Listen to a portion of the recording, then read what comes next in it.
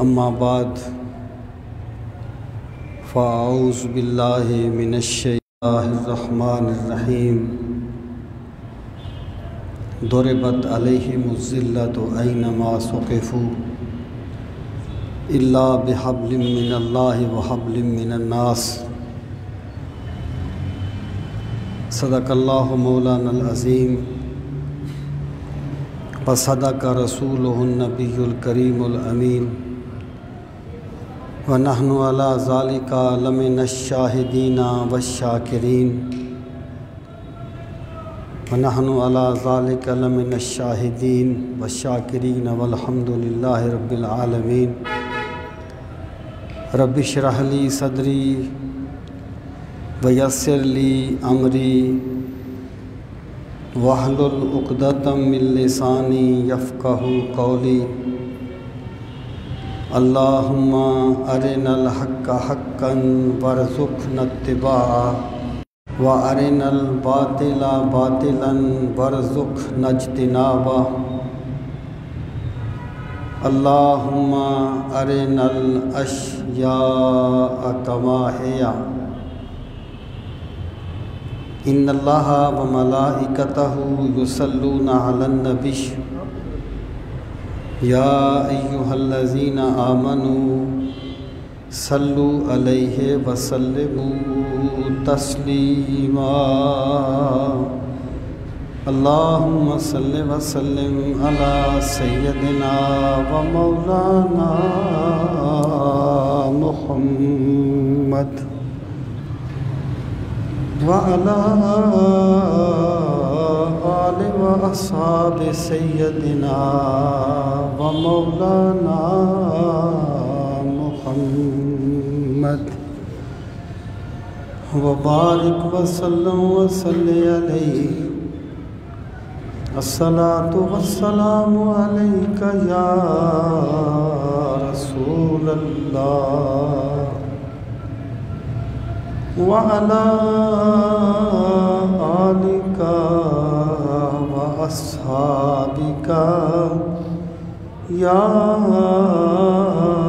حبيب الله الصلاة والسلام عليك يا شفيع المذنبين وعلى آلك وأصحابك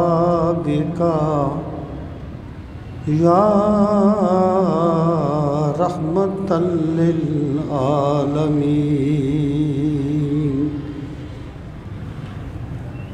انتہائی عزت و احترام کے لائق قابل سر تکریم معزز و محترم سامعین کرام، آج کے جمعۃ المبارک کے اس بابرکت موقع پر میں آپ کی خدمت میں چند ایسی باتیں عرض کرنا چاہتا ہوں جو قرآن مجید میں نہیں کہیں، لیکن لوگوں نے انہیں قرآن مجید کی طرف منسوب کر دیا۔ یعنی یوں کہیے کہ قرآن کریم کی طرف جو غلط باتیں منسوب کر دی گئیں، اس گفتگو میں ان میں سے چند ایک کے بارے میں گفتگو کروں گا۔ سامعین محترم، اصطلاح میں اگر ایک متکلم کی مراد اور ہے اور سننے والا اس کا ایسا مطلب بیان کرتا ہے جو اس کلام کے قائل کی مراد نہیں ہے، اس کو اصطلاح میں کہتے ہیں توجیہ القول بما لا یرضی بہ قائلہ، توجیہ القول بما لا یرضی بہ قائلہ، کہ بات کی ایسی توجیہ کر دینا جس سے بات کا کرنے والا راضی نہیں ہے، یہ ایک اصطلاح ہے، توجیہ القول بما لا یرضی بہ قائلہ۔ قرآن مجید اللہ تعالیٰ کی آخری کتاب ہے جو اس نے رسول کریم صلی اللہ تعالیٰ علیہ وآلہ وسلم پر نازل فرمائی، اور قرآن مجید کی ہر بات اتنی سچ ہے کہ پوری انسانیت کو اپنے تجزیے قرآن کی صداقت پہ پرکھنے چاہیے، علماء کو، دانشوروں کو، فلاسفہ کو، سب اہل علم کو اپنے اپنے خیالات اور تجزیوں کو قرآن کی کسوٹی پہ پرکھنا چاہیے، تب انہیں اپنے سچ یا جھوٹ کا پتہ چل سکتا ہے۔ سبحان اللہ۔ ہوا یہ کہ کچھ لوگوں نے اپنے خیال میں قرآن مجید کے ساتھ عقیدت کا اظہار ہی کیا ہوگا، کیونکہ یہ بھی ہماری کمزوری ہے کہ ہم عجیب و غریب قسم سے عقیدت کا اظہار کرتے رہتے ہیں۔ اب کسی کلام کی وہ مراد لینا جو اس کے متکلم کی مراد نہیں ہے، اس کی دو چیزیں محرک ہو سکتی ہیں۔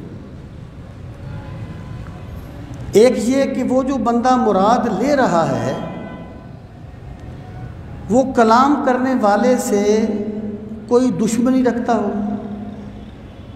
اور اس ذریعے سے وہ ایسی بات منسوب کر دے کہ وہ یہ کوشش کرے کہ اس طرح یہ چیز اس کی بدنامی کا باعث بن جائے۔ ایک تو اس کا محرک یہ ہو سکتا ہے۔ دوسرا یہ ہو سکتا ہے کہ بندہ اپنی طرف سے محبت کا اظہار ہی کر رہا ہو، لیکن حقیقت میں وہ اس کے ساتھ محبت کا اظہار نہ ہو، یعنی کسی کام کے غلط نتائج کے لیے صرف دشمنی ہی کافی نہیں ہوتی، کبھی کبھی اس کا سبب محبت بھی بن جاتی ہے، بظاہر محبت۔ جیسا کہ یہود و نصارہ نے جو حضرت موسیٰ علیہ السلام اور حضرت عزیر علیہ السلام کو ابن اللہ کہا، تو اپنے خیال میں انہوں نے محبت کا اظہار ہی کیا ہے،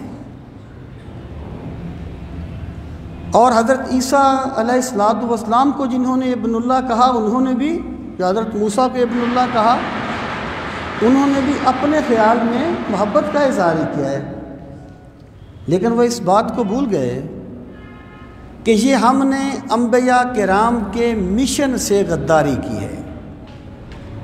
جس چیز کو لے کر انبیاء کرام تشریف لائے تھے ہم اس سے غداری کر رہے ہیں، لیکن بہرحال اپنی طرف سے انہوں نے محبت کا اظہار کیا اور نتیجہ غلط نکلا۔ اسی طرح مولانا روم کہتے ہیں کہ ایک عقاب یا شاہین اڑتا ہوا کسی بڑھیا کے گھر میں آ گرا، تو بڑھیا نے اس کو پکڑ لیا، اس کے پر بڑے بڑے ہوئے تھے، وہ آسمانوں تک پرواز کرتا ہے، اس کے پنجے بڑے مضبوط سے، وہ شکار کرتا ہے، اس کی چونچ بڑی تھی، وہ شکار کو کھاتا ہے۔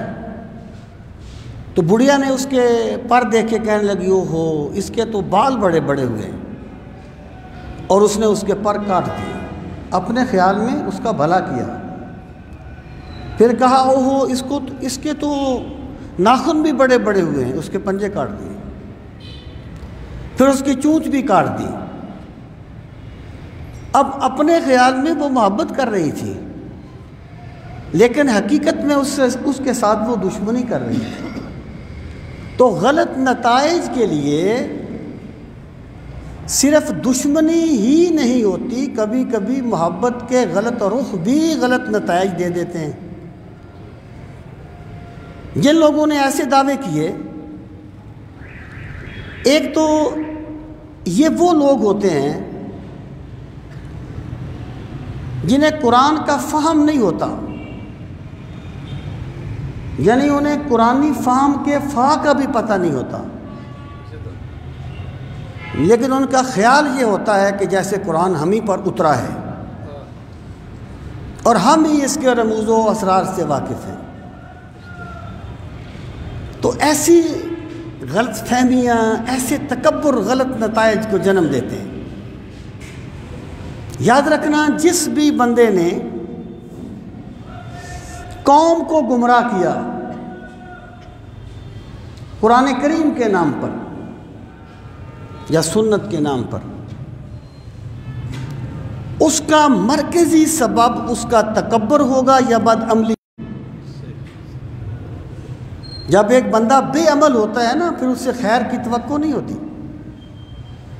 اور عام بندہ بھٹک جائے تو اکیلا بھٹکتا ہے، کوئی صاحب علم بھٹک جائے تو قوم کو تباہ کر دیتا ہے۔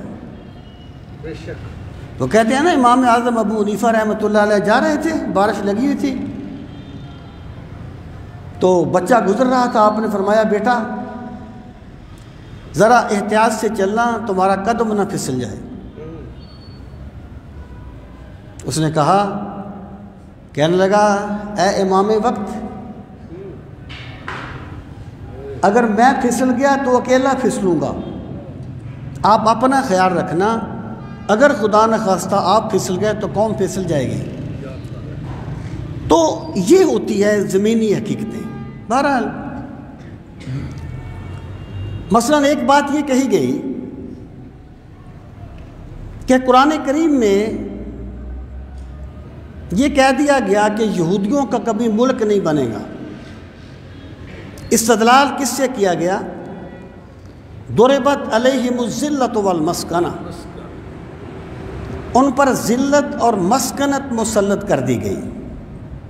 پہلے ذرا ان دونوں لفظوں کو سمجھیں، پھر ہم اس کا نتیجہ نکالتے ہیں۔ مسکنت کا مطلب یہ ہوتا ہے کہ کوئی فرد یا کوئی قوم اتنی کمزور ہو جائے کہ وہ اپنے جائز حقوق کا تحفظ بھی نہ کر سکے، یعنی کوئی قوم اتنی کمزور ہو جائے کہ اقوام عالم کے مقابلے میں وہ اپنے حقوق کا تحفظ بھی نہ کر سکے، اس کو مسکنت کہا جاتا ہے۔ اور ذلت یہ ہوتی ہے جو اصطلاحی لفظ ہے قرآن کا، ویسے تو ہم ذلت کا لفظ عام اردو میں بھی استعمال کرتے ہیں نا، ذلیل و خوار ہونے کے معنی میں، یہ اس کا جو اصطلاحی معنی ہے۔ ذلت کا مطلب یہ ہوتا ہے کہ بندے کی سوچ اتنی گر جائے کہ اس کے پاس بہت زیادہ مال و دولت ہو، لیکن اس پر کتے جیسی ہوس سوار ہو جائے۔ اس کے پاس سب کچھ ہو لیکن وہ دل کا بڑا چھوٹا ہو، اپنی نظروں میں گر جائے، اور بظاہر بڑا مالدار ہونے کے باوجود وہ اتنے گھٹیا کام کرے کہ جس کا تصور بھی نہیں کیا جا سکتا۔ یہ بھی اللہ کا عذاب ہوتا ہے۔ اللہ کا عذاب اس دنیا میں اس طرح نہیں آتا کہ یوں ہی گناہ کیا ایک پتھر آگے آپ کو لگ جائے کسی بندے کو، یہ اس چیز کی علامت ہو کہ تم نے گناہ کیا ہے۔ یہاں اللہ کے عذاب کی صورتیں جس طرح عالم شہادت میں غیب کو مخفی رکھا گیا ہے نا، یہاں عذاب کی صورتوں کو بھی مخفی رکھا گیا ہے۔ یہاں جس سے اللہ ناراض ہو جاتا ہے اس سے اپنے ذکر کی توفیق چھین لیتا ہے، اس سے تلاوت کا ذوق چھین لیتا ہے، اس سے سجدوں کی حلاوتیں چھین لیتا ہے، اپنی یاد کی لذتیں چھین لیتا ہے، اور جس سے اللہ ناراض ہوتا ہے اس پر اللہ ہوس سوار کر دیتا ہے۔ پیسہ تو اتنا ہے کہ سنبھالا نہیں جاتا، لیکن سوچ اتنی گری ہوئی ہے کہ کسی غریب کا پیسہ نہیں چھوڑے گا، وہ جو قرآن نے کہا فَمَثَلُهُ كَمَثَلِ الْكَلْبِ إِن تَحْمِلْ عَلَيْهِ يَلْهَثْ أَوْ تَتْرُكْهُ يَلْهَثْ، اس کی مثال تو کتے جیسی ہے، ہر حال میں ہانپتا ہے۔ کتے کے ہانپنے کا مطلب کیا ہے؟ وہ کھانے کے لیے کوئی چیز تلاش کرتا ہے، اور جس کو اللہ قناعت دے دیتا ہے اس پہ اللہ اپنا کرم فرما دیتا ہے۔ جسے قناعت نہ ملے وہ جلتا رہتا ہے، جسے قناعت مل جائے وہ بازو کا سرانہ بنا کے بھی سکون کی نیند سو جاتا ہے۔ یہ یہاں پر میرے رب کے کرم کی صورتیں ہوتی۔ تو جو بندہ، جو قوم مینٹلی اتنی گر جائے کہ سب کچھ ہونے کے باوجود ایسی گھٹیا حرکتیں کرے جو کسی حال میں زیب نہیں دیتی، تو اس سوچ کو ذلت کہا جاتا ہے۔ اتنی کمزوری کہ اپنے حقوق کا بھی تحفظ نہ کر سکے مسکنت ہے، اور سوچ کا وہ زاویہ کہ سب کچھ ہونے کے باوجود بندے پہ ہوس سوار ہو اور کتے کی طرح وہ حریص ہو جائے، اس کو ذلت کہا جاتا ہے۔ یہود پر یہ دونوں عذاب مسلط کیے گئے، ضربت علیہم الذلۃ والمسکنہ، کہ ان پر ذلت اور مسکنت مسلط کر دی گئی۔ اب آ جائیں اس آیہ کریمہ کی طرف، یعنی لوگوں نے اس سے یہ مسئلہ مستنبط کر لیا کہ جی یہود کبھی اپنا ملک نہیں بنا سکیں گے، حالانکہ یہاں تو ملک کی بات نہیں تھی، یہاں تو ایک سوچ کی نفی کی بات تھی۔ کمینگی ایک بھوکھا بھی کر سکتا ہے، بادشاہ بھی کر سکتا ہے۔ گھٹیا سوچ فرد کی بھی ہو سکتی ہے، کسی بادشاہ کی بھی ہو سکتی ہے، بلکہ عموماً تو بادشاہوں کی سوچ زیادہ گھٹیا ہوتی ہے عوام سے۔ تو اس میں تو یہ بات نہیں کہی گئی تھی۔ اب اللہ تعالیٰ نے اس بارے میں کیا فرمایا تھا؟ ارشاد فرمایا ضربت علیہم الذلہ اینما ثقفوا، ان پر ذلت مسلط کر دی گئی۔ القرآن یفسر بعضہ بعضا، کہ قرآن بعض کی تفسیر کرتا ہے۔ وہاں پر جو کہا گیا اس کی تفسیر یہاں پر واضح کی گئی۔ اس کا مطلب کہ ضربت علیہم الذلۃ اینما ثقفوا، وہ یہاں بھی پائیں گے ان پر ذلت مسلط ہوگی۔ الا بحبل من اللہ وحبل من الناس، دو صورتیں ہیں ان کی اس عذاب سے بچنے کی۔ یا تو اللہ کی رسی کو مضبوطی سے تھام لیں، اس کے دو مطلب بیان کیے گئے۔ اللہ کی رسی سے مراد ہے اسلام کو قبول کر لینا، کیونکہ یہود جو ہے نا، یہودیت یہ کوئی عالمی مذہب نہیں ہے، یہ خاندانی مذہب ہے۔ حضرت یعقوب کی اولاد کو یہودی کہا جاتا ہے، یہ ایک خاندانی مذہب ہے۔ کوئی غیر اسرائیلی یہودیت قبول نہیں کر سکتا، لیکن یہودی اسلام قبول کر سکتا ہے، اور یہودیوں نے اسلام قبول کیا بھی ہے۔ مراد یہ ہے کہ تم اس طرح نہ کرو، گھٹ نہ کرے، آواز پہلے ہی گھٹے، اتے کھولنا، ہاں نہیں آواز کم نہیں کرنی، آواز ٹھیک ہے، اوپر کھولنا نہ کھولنا۔ مراد یہ ہے کہ تم اس سے اس وقت بچ سکتے ہو یا تو اسلام قبول کر لو۔ اسلام صرف تمہارے طریقہ ہائے عبادت کو نہیں بدلے گا، تمہاری سوچ کو بھی بدل دے گا، تمہیں ہوس کی جگہ قناعت کی دولت دے گا، اور تمہاری سوچ کو مثبت کر دے گا۔ یا تو تم اسلام قبول کر لو، الا بحبل من اللہ، اور دوسری بات کیا ہے؟ وحبل من الناس، یا لوگوں کی رسی تھام لو۔ اس کا مطلب کیا ہے کہ تم کبھی بھی قیامت تک خود اتنے پاورفل نہیں ہو سکتے کہ تم اپنی کوئی الگ سے اسٹیٹ بنا لو، الا یہ کہ تم کسی بڑی طاقت کے زیر نگیں آ جاؤ یا ان کے ہاتھ میں کھلونا بن جاؤ۔ قرآن کریم نے یہ کہا الا بحبل من اللہ وحبل من الناس، یا لوگوں کی اللہ کی رسی تھام لو یا کسی بڑی طاقت کے آلہ کار بن جاؤ۔ اب سامعین محترم، جو اسرائیل ہے، قاری صاحب اس نے کہنا بعد میری گل سننے، اس بندے واقعہ پڑھ دیں بعد میں جمعے کے بعد۔ یہ دو باتیں کہیں قرآن مجید نے۔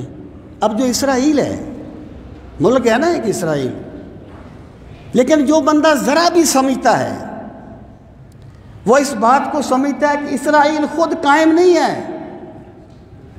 اسرائیل اسلامی دشمن قوتوں کا آلہ کار ہے عالم اسلام کے خلاف، اور یہ بنا کس لیے ہے؟ اس کا ایک سبب مسلمانوں کی باہمی رکاوٹیں تھیں۔ اگر آج بھی یہ صہیونی طاقتیں اس سے اپنے آپ کو الگ کر لیں تو اسرائیل صفحہ ہستی پہ نہیں رہ سکتا۔ اور قرآن کریم نے یہی کہا تھا کہ تم اتنے گر جاؤ گے کہ تم ذلت اور مسکنت میں شکار رہو گے، مگر یا اللہ کی رسی کو تھام لو یا لوگوں کی رسی کو تھام لو۔ کسی بڑے طاقت کے آلہ کار بن جاؤ گے تو بظاہر تم طاقتور نظر آؤ گے، ورنہ تم در در کے کتوں کی طرح ٹھوکریں کھاتے رہو گے۔ سامعین محترم، قرآن کریم نے جس پس منظر میں یہ بات کہی تھی، اگر ہم اس پس منظر کو چھوڑ دیں گے تو پھر بڑی سی غلط فہمیاں پیدا ہوں گی۔ قرآن نے یہ نہیں کہا تھا جو ہم نے اس کو بیان کرنے کی کوشش کی۔ اب آ جائیں فرعون کی لاش کی طرف۔ لوگ کہتے ہیں دیکھو فرعون کی لاش محفوظ ہے، مصر کے میوزیم میں ہے، اور قرآن نے کہا تھا فَالْيَوْمَ نُنَجِّيكَ بِبَدَنِكَ لِتَكُونَ لِمَنْ خَلْفَكَ آیَةً۔ اس وقت اللہ نے وحی بھیجی، آج ہم فرعون کی لاش کو محفوظ رکھیں گے۔ فَالْيَوْمَ نُنَجِّيكَ بِبَدَنِكَ، آج ہم بچا لیں گے تیرے بدن کو،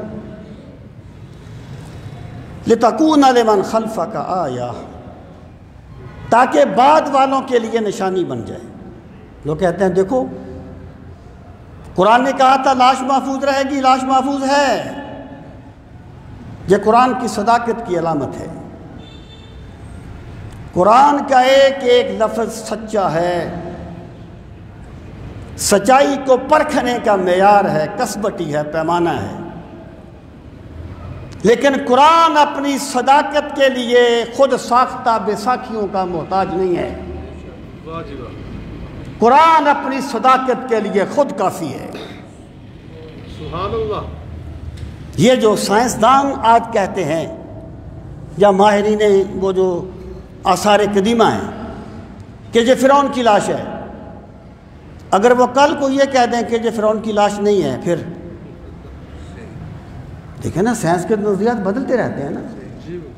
اس لیے میں کہتا ہوں خدا را ہر چیز کو اس طرح ثابت نہ کرنے کی کوشش کیا کرو قرآن سے۔ قرآن کتاب تذکیر ہے، کتاب سائنس نہیں ہے۔ قرآن کے جو سائنسی اشارات ہیں وہ کلی ہیں، ان کو جزیات میں مت لو۔ قرآن بڑی کتاب ہے۔ اگر ہم یہاں بیٹھ کے صدر کو گالیاں دیں نا، صدر ہماری بات کا جواب نہیں دے گا، وہ صدر ہے، بڑا بندہ اپنے لیول کی بات کرتا ہے۔ تو قرآن کریم جزیات میں نہیں آتا۔ وہ باتیں قرآن کی طرف منسوب نہ کرو جو کبھی بھی قرآن کے لیے کسی شک کا باعث بن جائیں۔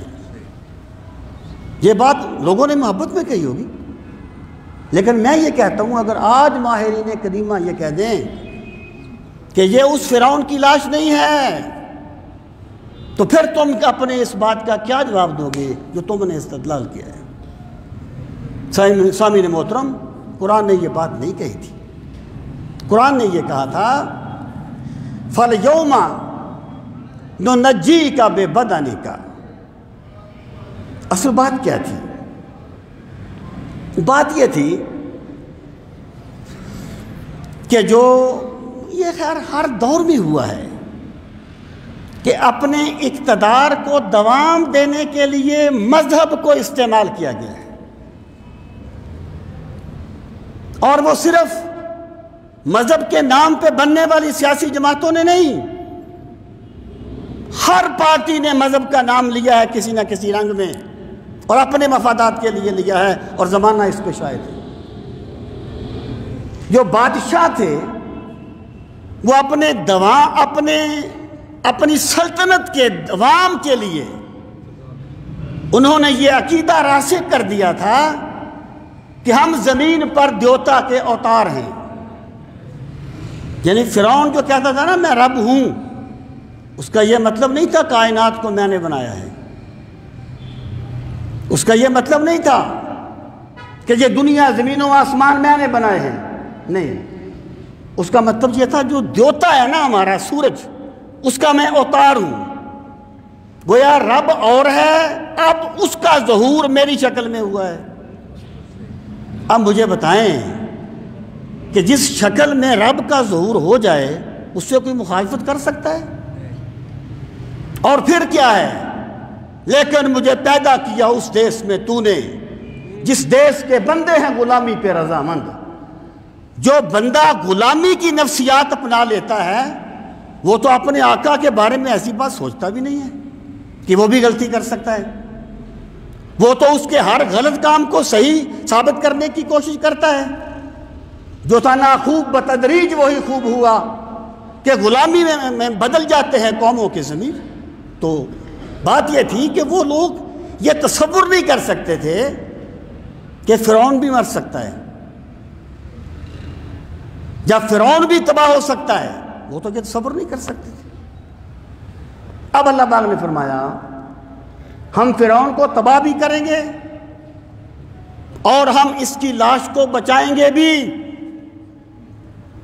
لِتَكُونَ لِمَنْ خَلْفَكَ آیَةٌ، تاکہ فرعون کے مرنے کے بعد جو بندے بچ جائیں وہ ان کے لیے میری قدرت کی نشانی بن جائے کہ طاقت فرعون کے پاس نہیں ہے، اللہ رب العزت کے پاس ہے۔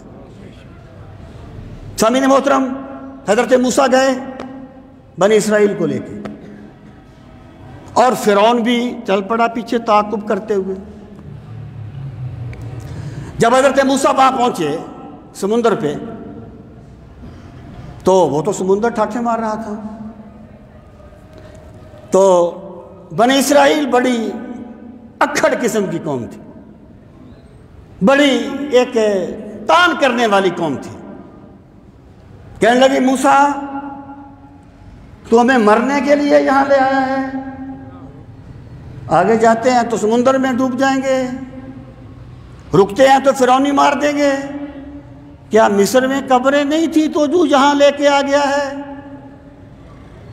قال اصحاب موسیٰ انا لمدرکون، حضرت موسیٰ کے ساتھیوں نے کہا ہم تو پکڑے گئے۔ قال اصحاب موسیٰ انا لمدرکون، آپ نے فرمایا کچھ نہیں ہوگا، انا معی ربی سیہدین، میرا رب میرے ساتھ ہے، وہ مجھے راہ دکھائے گا۔ پھر کیا ہوا؟ حضرت موسیٰ نے عصا مارا اور 12 راستے بن گئے، کیونکہ ان کے 12 قبیلے تھے۔ جو لوگ یہ کہتے ہیں نا کہ مد و جزر آ گیا تھا، یہ حضرت موسیٰ کا کوئی معجزہ نہیں تھا، مد و جزر آ گیا تھا، پانی رک گیا تھا۔ مد و جزر بھی بڑا سیانہ تھا، جو راستے 12 ہی بنے ہیں، 11 یا 10 نہیں بنے۔ معجزات کا اس طریقے سے مذاق نہیں کرنا چاہیے۔ معجزات میرے رب کی قدرت کا مظہر ہوتے ہیں، اللہ تعالیٰ اپنے نبیوں کو دیتا ہے تاکہ زمانہ سمجھ لے کہ خدا ان کا مدد کرنے والا ہے۔ بہرحال حضرت موسیٰ گزر گئے، بنی اسرائیل گزر گئے، اب فرعون پہنچ گیا۔ اس نے کہا یہ راستے تو میرے لیے بنے ہیں، تم بھی اس میں داخل ہو جاؤ۔ وہ لوگ بھی داخل ہو گئے، پانی پھر چل پڑا۔ اور مدوجزر بڑا سیانہ تھا کہ اسرائیلی گزر گئے 7-8 لاکھ، تو پانی نہیں چلا، فرعون نہیں آئے تو چل پڑا، مر گئے، ڈوب گئے۔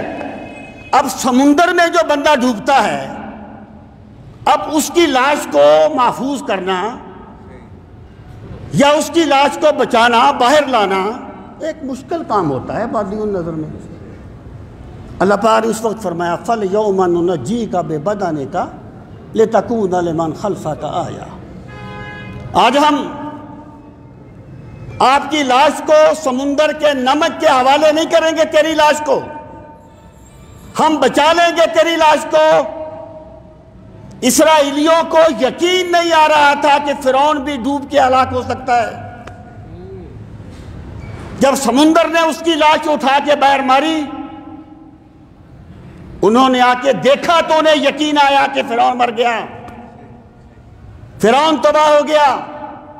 اللہ نے اپنی قدرت کا اظہار کر دیا، اور وہ جو اسرائیلی بڑے کمزور بنا لیے گئے تھے، اللہ نے انہیں بڑی عزت کے ساتھ یہاں سے گزار دیا۔ یہ تھا اس آیت کا پس منظر۔ لاش محفوظ رہی، فرعون کے بعد مرنے والوں نے اس کو دیکھا اور وہ سمجھ گئے کہ فرعون تباہ ہو گیا۔ اس سے ثابت ہوا کہ وہ خدا کا اوتار نہیں تھا، وہ تباہ ہو گیا۔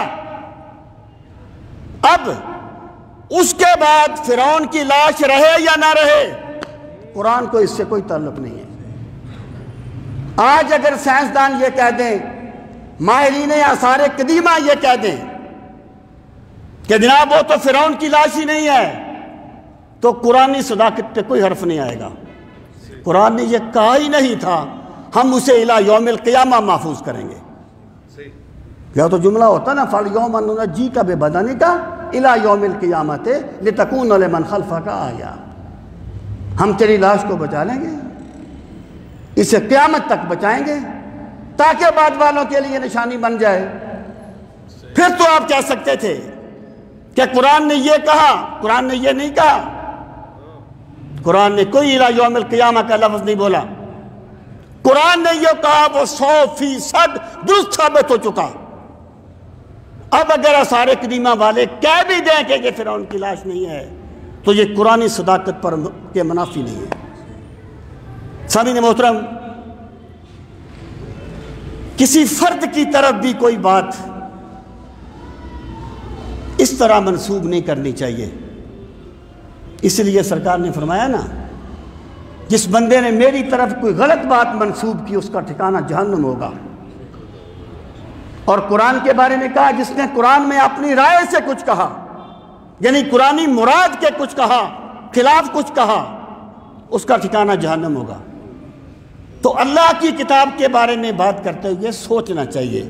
میں غلط جو فرقے ہیں اس تناظر میں بات نہیں کر رہا، میں عمومی بات کر رہا ہوں جو ہماری عوام میں چلتی ہے۔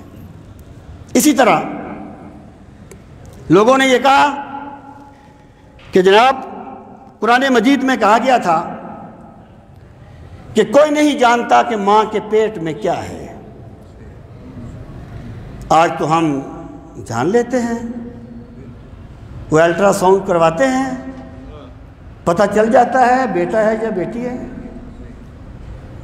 تو قرآن نے تو یہ کہا تھا کوئی نہیں جانتا بیٹا ہے یا بیٹی ہے، تو پھر قرآن کریم کی صداقت کدھر گئی؟ میں یہ کہوں گا بھائی قرآن نے وہ کہا ہی نہیں تھا جو تم کہتے ہو۔ قرآن نے یہ کہا ہی نہیں تھا۔ جو قرآن نے کہا ہے نا، قیامت تک علم طب یہاں بھی چلا جائے، قرآن کے ایک لفظ کو ٹھکرا نہیں سکتا،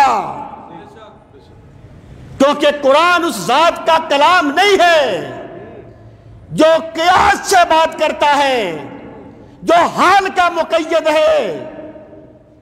قرآن اس رب کا کلام ہے جو غیب کو اس طرح جانتا ہے جیسے کوئی شہادت کو بھی نہیں جانتا، جو معدومات کے موجودات ہونے کو جانتا ہے اور موجودات کے معدومات ہونے کو جانتا ہے، جس کے علم سے کوئی چیز باہر نہیں ہے۔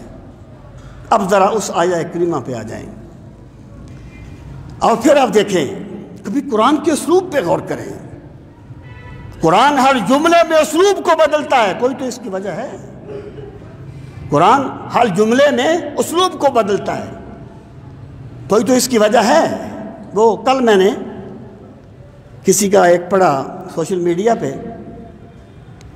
اچھی باتیں بھی آتی ہیں سوشل میڈیا پہ، ہر طرح کی باتیں آتی ہیں، تو اس نے کہا کہ کوئی اللہ کا بندہ دعا مانگ رہا تھا، اللہم بارک فی رزقی، اے اللہ میرے رزق میں برکت دے۔ تو کسی نے اس سے کہا تو یہ کیوں نہیں کہتا کہ اللہم ارزقنی، اے اللہ مجھے رزق دے؟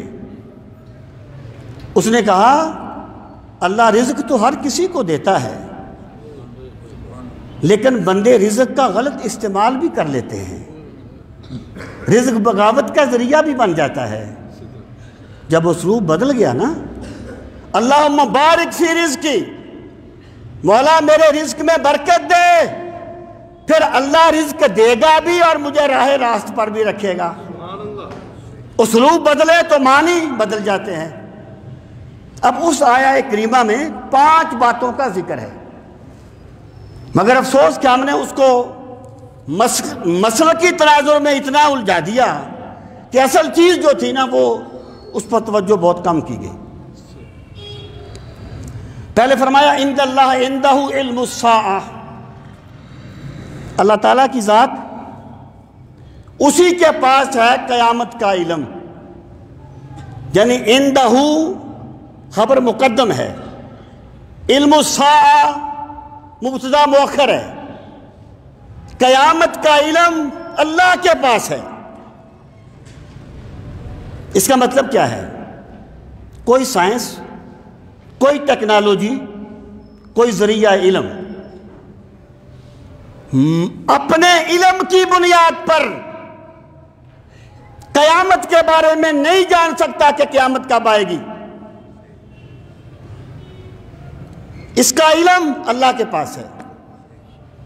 یہاں یہ نہیں کہا گیا کہ اللہ کسی کو بتائے گا بھی نہیں، اگر اللہ کسی کو بتا دے تو وہ بتا دے۔ نفی انبیاء کے علم کی کرنا مقصود نہیں ہے، نفی انسانی ذرائع علم کی کرنا مقصود ہے۔ اگر اللہ کسی کو بتا دے، جیسے کہ صحابی کہتے ہیں کہ یہ جو چیزیں ہیں اس وقت تک سرکار دنیا سے تشریف نہیں لے گئے جب تک اللہ نے آپ کو قیامت کا علم نہیں دے دیا۔ یہ اس کے منافی نہیں، یہ پس منظر ہی نہیں تھا، خدا کا نام ہے، یہ پس منظر ہی نہیں تھا۔ پس منظر یہ تھا کہ انسان اپنے علم کی بنیاد پر قیامت کے بارے میں نہیں جان سکتا اور کبھی نہیں جان سکے گا، جتنے بھی اس کے علوم ہوں کبھی نہیں جان سکے گا۔ ان اللہ عندہ علم الساعہ، پھر فرمایا وَيُنَزِّلُ الْغَيْثَ، اور وہ بارش اتارتا ہے۔ یہ نہیں کہا کہ عندہ علم نزول الغیث، جیسے پہلے کہا نا عندہ ان اللہ عندہ علم الساعہ، یا یہ نہیں کہا کہ ان اللہ عندہ علم الغیث، کہ بارش کب ہوگی اس کا علم بھی اللہ کے پاس ہے۔ اللہ نے یہ نہیں کہا، حالانکہ اس وقت تو جیسے قیامت کا علم جاننا ممکن نہیں تھا، شاید ویسے بارش کا بھی ممکن نہیں تھا۔ اب تو آپ دیکھتے ہیں مہینہ پہلے بتا دیتے ہیں نا، ٹھیک ہے کبھی غلطی بھی ہو جاتی ہے، انسانی علم ہے، موسمیات والے پہلے بتا دیتے ہیں نا کہ فلاں دن سے بادل آ جائیں گے، آ بھی جاتے ہیں، عموماً آ جاتے ہیں۔ اسلوب بدل دیا اللہ تعالیٰ نے۔ وہاں فرمایا تھا ان اللہ عندہ علم الساعہ، اللہ کے پاس قیامت کا علم ہے۔ یہاں فرما دیا وَيُنَزِّلُ الْغَيْثَ، اور بارش اللہ اتارتا ہے۔ یہ بارش اتارنے سے کیا مراد ہے؟ جو بارش کا فطرتی پروسیس ہے کہ جس طرح پانی اٹھتا ہے بخارات کی شکل میں، پھر بادل بنتے ہیں۔ میں کہا کرتا ہوں کہ اگر کوئی بندہ اوپر کھڑا ہو کے چھت کے ایک پانی کی بالٹی بہا دے یا فوارہ چلا دے بارش کی طرح، اس کو بارش نہیں کہا جائے گا۔ مصنوعی بارش بارش نہیں ہے، وہ آپ نے چھڑکاؤ کرنے کا جدید طریقہ ڈھونڈا ہے، بارش نہیں ہے۔ بارش وہ ہے جو فطرتی نظام کے تحت ہوتی ہے۔ وَيُنَزِّلُ الْغَيْثَ، کبھی ایسا وقت نہیں آئے گا کہ انسان یہ فطرتی پروسیس پہ عمل کر کے بارش برسا سکے۔ اسلوب بدل دیا، علم نہیں، بارش کے نازل ہونے کا ذکر کیا۔ ان اللہ عندہ علم الساعہ وینزل الغیث ویعلم ما فی الارحام، اور وہ جانتا ہے کہ ماں کے پیٹ میں کیا ہے۔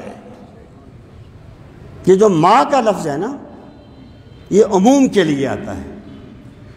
من و ما یستعملان فی العموم والخصوص ولکن اصلہما العموم، کہ من اور ما دونوں خصوص کے لیے بھی آ جاتے ہیں، عموم کے لیے بھی، لیکن ان کی اصل عموم ہے۔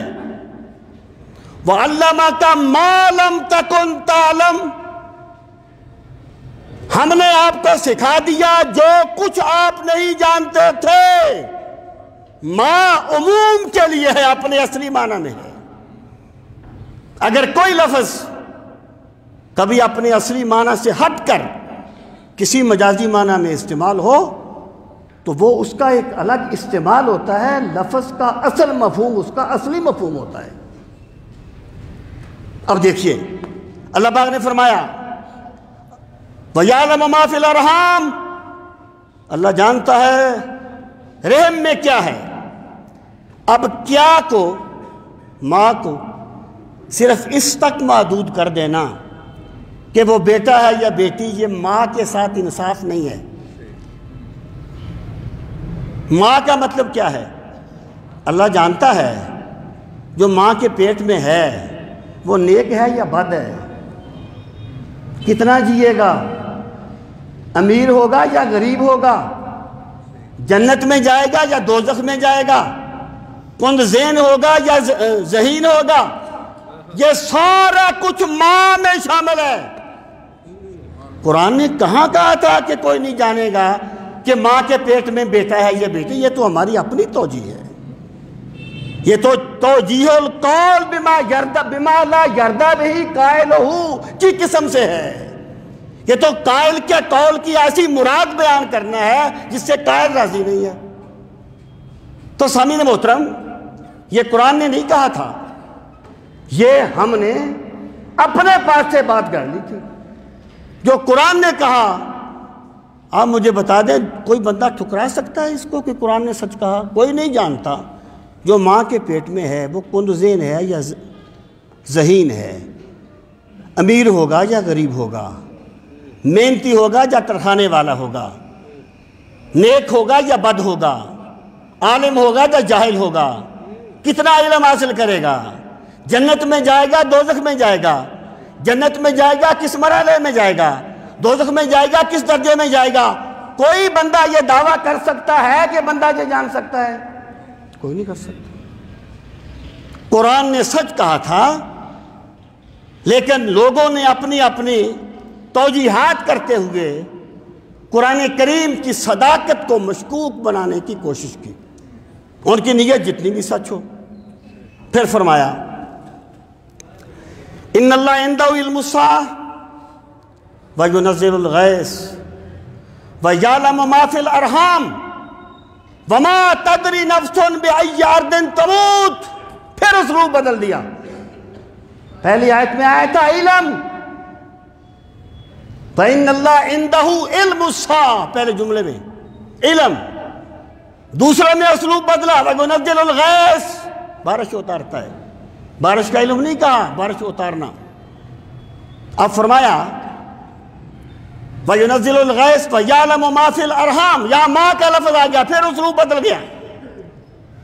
وَمَا تَدْرِي نَفْسٌ مَاذَا تَكْسِبُ غَدًا، ایسے ہی ہے، وَمَا تَدْرِي نَفْسٌ مَاذَا تَكْسِبُ غَدًا، اور کوئی بندہ نہیں جانتا وہ کل کیا کرے گا، کوئی بندہ نہیں جانتا وہ کل کیا کرے گا۔ سامعین محترم، پہلی بات تو یہ ہے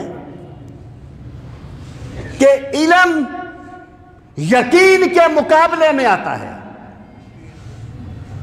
علم یقین کے مقابلے میں آتا ہے۔ کہا گیا وَإِنْهُمْ إِلَّا يَظُنُّونَ، اور وہ صرف گمان پہ عمل کرتے ہیں۔ وَإِنَّ الظَّنَّ لَا يُغْنِي، اور ظن جو ہوتا ہے وہ کبھی علم سے بندے کو بے نیاز نہیں کرتا۔ یعنی ہم اگر یہ کہتے ہیں کہ جی ہم کل یہ کریں گے تو یہ ہمارا گمان ہوتا ہے، کوئی ضروری نہیں ہے کہ آپ نے جو سوچ لیا ہے وہ آپ لازمی کریں گے۔ بندہ بہت کچھ سوچتا ہے لیکن حالات مختلف ہوتے ہیں۔ تو یہاں پر علم ظن کے مقابلے میں ہے کہ تم جو کچھ بھی سوچتے ہو یہ تمہارا گمان ہے، علم نہیں ہے تمہارے پاس، کوئی بھی نہیں جان سکتا۔ ایک بات، اور دوسری بات کیا ہے، یہاں اللہ تعالیٰ نے علم کا لفظ نہیں بولا، اور یہ جواب پہلے جواب سے مضبوط ہے۔ یہاں اللہ تعالیٰ نے علم کا لفظ نہیں بولا، یہاں درایت کا لفظ بولا ہے۔ درایت، درایت ہوتی ہے ظن و تخمین سے جاننا، جو بندہ خود استدلال کر کے بات کو اخذ کرتا ہے نا، اس کو درایت کہا جاتا ہے۔ مراد یہ ہے کہ لوگوں تم نہیں جان سکتے، محض اپنے علم کی بنیاد پر تمہیں جو کچھ بھی جاننے کے ذریعے دیے گئے ہیں وہ تمہارے عظیم رب نے تمہیں عطا فرمائے ہیں۔ وَلَا يُحِيطُونَ بِشَيْءٍ مِّنْ عِلْمِهِ إِلَّا بِمَا شَاءَ، بندے کو وہی ملتا ہے جو اللہ چاہتا ہے۔ تو یہاں پہ درایت کا لفظ آ گیا کہ تمہارا علم کافی نہیں ہے کل جاننے کے لیے، بلکہ جب اللہ تمہاری دستگیری فرمائے گا تو پھر تم جانو گے۔ وَمَا تَدْرِي نَفْسٌ مَاذَا تَكْسِبُ غَدًا وَمَا تَدْرِي نَفْسٌ بِأَيِّ أَرْضٍ تَمُوتُ، اور کوئی بندہ، یہ دونوں چیزیں قریب المفہوم ہے اس لیے میں اس کی مثالیں بعد میں دیتا ہوں۔ وَمَا تَدْرِي نَفْسٌ بِأَيِّ أَرْضٍ تَمُوتُ، اور کوئی بندہ نہیں جانتا، درایت کی نفی ہے، علم کی نہیں، کہ وہ کس زمین میں مرے گا، کہاں مرے گا۔ سامعین محترم، اب آپ دیکھیں کہ جب غزوہ بدر کی رات کو رسول کریم صلی اللہ تعالیٰ علیہ وآلہ وسلم نے صف بندی کے مقامات طے کیے، آپ نے فرمایا کل فلاں مر جائے گا کافر مشرک اور یہاں گرے گا، فلاں بھی مرے گا اور یہاں گرے گا، تو یہ اس کے منافی نہیں ہے، کیونکہ سرکار اپنے اس علم کی بنیاد پر بیان فرما رہے تھے جو اللہ نے انہیں عطا فرمایا تھا، جبکہ یہاں پر نفی درایت کی ہے، علم کی نفی نہیں ہے۔ یہاں پر تو جب ایک ولی کو بھیجا جاتا ہے ایک شہر میں تو دوسرے ولی کا جنازہ وہاں سے نکل رہا ہوتا ہے، یہ اولیاء اللہ کے پاس جو علم ہوتا ہے یہ اس آیت کے منافی نہیں ہے، کیونکہ وہاں نفی درایت کی گئی ہے، علم کی نفی نہیں کی گئی۔ اس کو بیان کرنے کا مقصد کیا ہے کہ بندے تو اپنے آپ پہ بڑا نازاں ہے، تو سمجھتا ہے کہ پتہ نہیں میں کیا ہوں، تیری اوقات تو یہ ہے تجھے کل کا نہیں پتا، تجھے یہ نہیں پتا تو نے کہاں مرنا ہے، کہاں دفن ہونا ہے، تیری ساری عظمتیں تیرے رب سے وابستہ ہونے میں ہیں۔ جب تو اس رب سے جڑ جائے گا پھر اللہ تجھے شرح صدر دے دے گا، پھر اللہ تیرے لیے غیب کے پردے اٹھا دے گا۔ تو اس آیت کریمہ میں جو کچھ بھی کہا گیا ہے، اور یہ سورہ لقمان کی آخری آیت ہے، لقمان کی ہے نا، اور حضرت لقمان کا نام ایک دانشور کے طور پر مشہور ہے۔ اس کا مطلب یہ ہے کہ لوگوں، حکمت کا تقاضا یہ ہے کہ اپنی ذات کی نفی کر دو اور اللہ کی ذات کو مان لو۔ جس بندے نے اپنی بے بسی کو جان لیا اس نے توحید کا راز پا لیا، اور جس نے توحید کا راز پا لیا اس نے اپنے آپ کو بے بس جان لیا، اور بندے کی ساری عظمتیں اللہ کے سامنے اپنے آپ کو بے بس کرنے میں مخفی ہیں۔ اللہ تعالی ہم سب کو دین کا فہم صحیح نصیب فرمائے۔